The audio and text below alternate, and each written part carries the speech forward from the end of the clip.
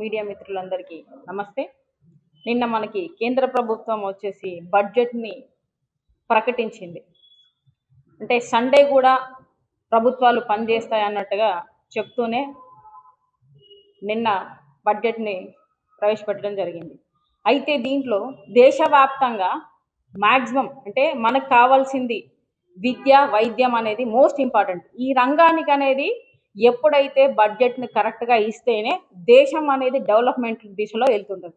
దాన్ని మాత్రం పక్కకు పెట్టేసి ఎంతసేపటికి ఏ విధంగా ఇస్తారంటే మనకి దేశవ్యాప్తంగా వైద్య రంగానికి చూసుకుంటే ఈ విధంగా ఉంటుంది. ఎంత తక్కువ అంటే ప్రతిరోజు పాపులేషన్ పెరుగుతూనే ఉంటుంది. ఆ టైంలలో వచ్చేసి వైద్యానికి ఇంత అంటే పెంచడంలో ఎంత మ్యాక్సిమం వచ్చేసి మొత్తానికి విద్యా వైద్య రంగాన్ని కలిపి 5% అంటే విద్యకు వచ్చేసి మ్యాక్సిమం 1.5, సో రెండు మధ్యలో ఉంటుంది.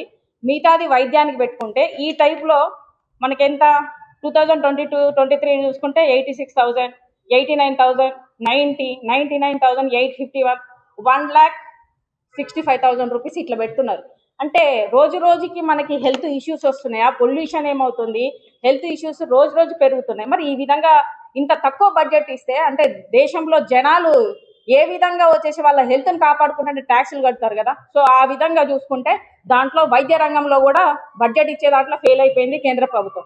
విద్యా రంగానికి కూడా చూసుకుంటే ఈ విధంగా మనకి అంకెలలో చూసుకుంటే కూడా పెంచింది ఎంతవరకు పెంచుతున్నారు, మ్యాక్సిమం 1000ల్లో పెంచుతున్నారు. 2,000, 3,000, 4,000 ఈ విధంగా విద్యా రంగాన్ని కూడా ఈ విధంగా పెంచుతుంటే దేశంలో ప్రజలు చదువుకోవాలి, యువత చదువుకుంటేనే వచ్చేసి వాళ్ళకి జాబ్స్ వస్తాయి, మళ్ళీ వాళ్ళు ట్యాక్సులు కడతారు. వీళ్ళకే మీరు వచ్చేసి బడ్జెట్లో వచ్చేసి వాళ్ళకి ప్రత్యేకంగా బడ్జెట్ సహకరించకపోతే మీరు ఏ విధంగా వచ్చేసి గవర్నమెంట్ని కానీ మన దేశాన్ని కానీ డెవలప్మెంట్ దిశలో తీసుకెళ్తారు? సో ఈ విధంగా ఉంది ఈ కేంద్ర ప్రభుత్వం దాంట్లో. ఇప్పుడు మన తెలంగాణకి చూసుకుంటే కేంద్ర ప్రభుత్వం సమర్పించింది ఏమున్నది అంటే పెద్ద గుండు సున్నా మాత్రమే, ఏమీ లేదు అక్కడ. తెలంగాణ బడ్జెట్, తెలంగాణ రాష్ట్రంలో అత్యధికంగా ట్యాక్స్ అనేది పే చేస్తుంటది కేంద్రానికి, కానీ ఇచ్చేటప్పుడు మాత్రం మనకి పెద్ద గుండు సున్నా మాత్రమే ఇస్తున్నారు తప్ప కేంద్ర ప్రభుత్వం తెలంగాణకు బడ్జెట్ విషయంలో వచ్చేసి మనల్ని మొత్తానికే పక్కదోవ పట్టించేసి మనల్ని జీరో అనే టైపులో చూపెడుతున్నారు. ఈ విధంగా ఉంది కేంద్ర ప్రభుత్వాన్ని. ఈరోజు మళ్ళీ నెక్స్ట్ ఏం చేస్తా, కాజీపేట కోచ్ ఫ్యాక్టరీ బయ్యారం దాంట్లో చూస్తే ఆ ఫ్యాక్టరీకి సంబంధించింది కూడా ఏమీ మాట్లాడలేదు. అంటే ఫ్యాక్టరీ, ఆ కోచ్ ఫ్యాక్టరీ అనేది అన్ని రకాలుగా పరిశ్రమలకు సంబంధించింది, దాని గురించి ఏం మాట్లాడలేదు బడ్జెట్లో. వైద్య రంగానికి సంబంధించి మాట్లాడలేదు, విద్యా రంగానికి గురించి మాట్లాడలేదు.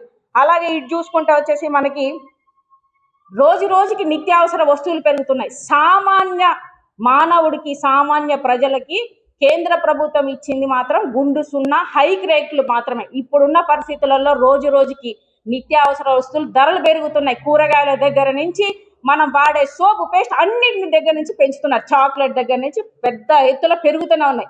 సామాన్యుడికి మీరు వచ్చేసి వాళ్లకు బెనిఫిట్స్ ఇవ్వకుండా మీరు ఏ విధంగా మన రాష్ట్రాలను డెవలప్ చేస్తారు, దేశాన్ని డెవలప్ చేస్తారని చెప్పేసి మేము ఆమ్ ఆద్మీ పార్టీ నుంచి అడుగుతున్నాం. అదే విధంగా చూసుకుంటే మనకి తెలంగాణలో ఐఏఎం తీసుకురావాలని చెప్పి తెలంగాణలో రావాల్సింది అక్కడెక్కడో బీహార్లో అని చెప్పి తీసుకున్నారు. 16 నవోదయ విద్యాలయాలు, 9 కేంద్రీయ విద్యాలయాలు ఇలాంటివి వచ్చేసి హైదరాబాద్లో తీసుకురావాల్సింది, తెలంగాణలో తీసుకురావాల్సింది. దీని మీద ఊసెత్తట్ల. అలాగే రోడ్లు కానీ ప్రాజెక్టులన్నీ తెలంగాణలో నిలిచిపోయిన ప్రాజెక్టుల గురించి దాని గురించి ఊసే ఎత్తారు. ఏమైనా అంటే దాంట్లో మహిళలకు సంబంధించింది ఏమన్నా చేశారా ప్రాజెక్టులో వచ్చి బడ్జెట్లో? అది చేయలేదు. అలాగే వ్యవసాయానికి సంబంధించి రైతులకు ఏమైనా చేశారా? అది చేయలేదు. మరి సామాన్య మానవుడికి చేయట్లే, ఇటు రైతులకు చేయట్లే, ఇటు మహిళలకు చేయట్లేదు. మరి ఈ బడ్జెట్ దేనికోసము? ఈ ఇప్పుడు ఉన్న సిచ్యువేషన్లో నిన్న ఏం చెప్పారు, కొన్ని ఎలక్షన్స్ ఉన్నాయి కాబట్టి ఆ ఎలక్షన్స్ మీద ప్రేమ గుట్టేసి మనోళ్ళు ఏం చేశారంటే రైలు ఏంటిది వందే భారత్ రైలు వచ్చేసి మేము దాంట్లో 7 కోచెస్ ట్రాక్స్ ఇవ్వడానికి అలా చేసేసి వందే భారత్ ట్రైన్లో వచ్చేసి Hyderabad to Bengaluru, Hyderabad to Pune, Hyderabad to Tamil Nadu అని చెప్పేసి ఇలా తీసుకొస్తున్నారు. ఈ దీంట్లో వచ్చేసి అది ఎక్స్ప్రెస్ సంబంధించి అంటే వందే మాత్రం ట్రైన్ అంటే మిడిల్ క్లాస్ వాళ్ళు, హై క్లాస్ వాళ్ళు దాంట్లో ప్రయాణం చేస్తారు. దీనికి సామాన్య మానవుడికి ఏమన్నా వచ్చేసి దాంట్లో ఉన్నది అవకాశం? మీరు సామాన్య ప్రజలకి సంబంధించిన బడ్జెట్ లో వాళ్లకు మీరు బెనిఫిట్స్ ఇచ్చినప్పుడే మీరు దేశంలో అనేది మనకి డెవలప్మెంట్ అనేది అని వస్తుంది. మీరు ఈ విధంగా బడ్జెట్ ప్రవేశపెట్టేటప్పుడు సామాన్య మానవుడు దృష్టిలో పెట్టుకోకుండా ఓన్లీ కార్పొరేట్లకు లెవెల్కి సంబంధించిన వాళ్ళకే మీరు వచ్చేసి న్యాయం చేయడానికి వాళ్ళకు మాత్రమే చూస్తే సామాన్య ప్రజలు దేశంలో ఉండొద్దా? సామాన్య ప్రజలకు ఎవరు వచ్చేసి మీరు చేస్తారు? ఈ విధంగా చూసుకుంటే మీరు ఇప్పటిదాకా పెట్రోలు, నిత్యావసర వస్తువులు ఏది కానీ ఇప్పటి వరకు సామాన్య మానవుడికి మీరు పెట్టింది పెద్ద గుండు సున్నా మాత్రమే, ఇంకేది లేదు. మన రాష్ట్రంలో 8 మంది మంత్రులు ఉన్నారు, మరి పోయి పార్లమెంట్ లో కొట్టడానికి ఎందుకున్నారు? మీరు ఏం బీకనికున్నారని చెప్పేసి మేము ఆమ్ ఆద్మీ పార్టీ నుంచి అడుగుతున్నాం. ఏం చేస్తున్నారు? మీ మంత్రులను మేము ఎంచుకున్నాము, ఏంటి తెలంగాణలో ఎంచుకున్నారు, మీరు దాని గురించి ఎందుకు మాట్లాడలేదు ఇప్పటిదాకా?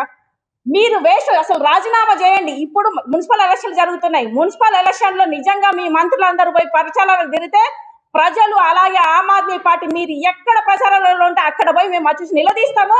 అలాగే మీ మీద ధర్నాలు కానీ ప్రజలతో పాటుగా వచ్చేసి వాళ్ళకి సహకరించుకుంటా, మీరు ప్రభుత్వాలను అడగట్లేదు, కేంద్ర ప్రభుత్వాన్ని తెలంగాణకు రావాల్సిన పన్నులను అడగట్లేదు అని చెప్పేసి ఖచ్చితంగా మేము ఎదిరిస్తామని చెప్పేసి ఈ ఆమ్ ఆద్మీ పార్టీ ద్వారా మేము తెలుపుతున్నాము. రాష్ట్రంలో రావాల్సిన అన్ని నిధులను వచ్చేసి మీరు తీసుకురావాల్సిన బాధ్యత మీకున్నది. లేని పక్షాన ఆమ్ ఆద్మీ పార్టీ వచ్చేసి మీకు డిమాండ్ చేసుకుంటూ మిమ్మల్ని ప్రతి క్షణం తెచ్చేంత వరకు, నిధులు తెచ్చేంత వరకు మీ మీద పోరాటం చేస్తూనే ఉంటుందని చెప్పేసి మేము తెలియజేస్తున్నాం.